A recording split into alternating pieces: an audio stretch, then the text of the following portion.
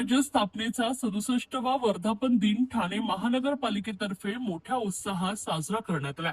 पाचपाखाडी येथील महापालिका मुख्यालयाच्या प्रांगणात सकाळी 7:15 महापालिका महापौर शर्मिला रोहित पिंपळकर यांनी राष्ट्रध्वज फडकावून मानवंदना दिली।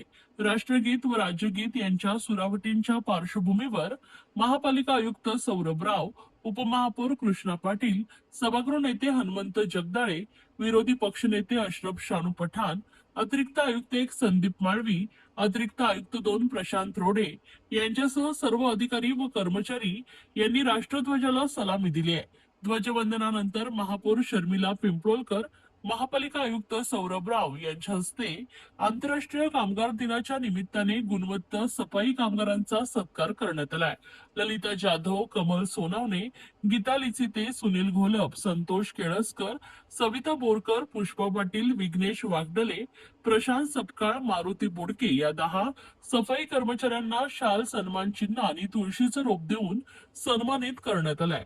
तसेच ठाणे अग्निशमन विभागात उत्कृष्ट सेवा बजावणाऱ्या कर्मचाऱ्यांना गृह मंत्रालयाने सन्मानित केले होते।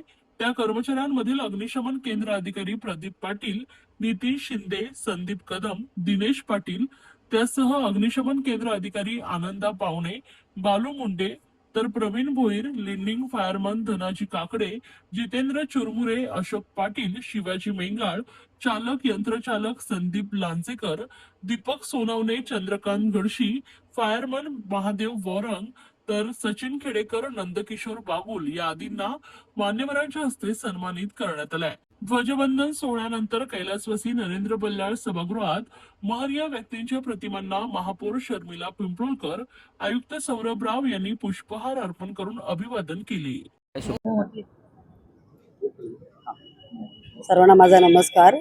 तर ठाणे महानगरपालिकेच्या वतीने दरवर्षीप्रमाणे यंदाही ध्वजारोहण झालेलं आहे आणि कामगार दिनाच्या आणि महाराष्ट्र दिनाच्या माझ्याकडून सर्व ठाणेकरांना खूप खूप शुभेच्छा। धन्यवाद।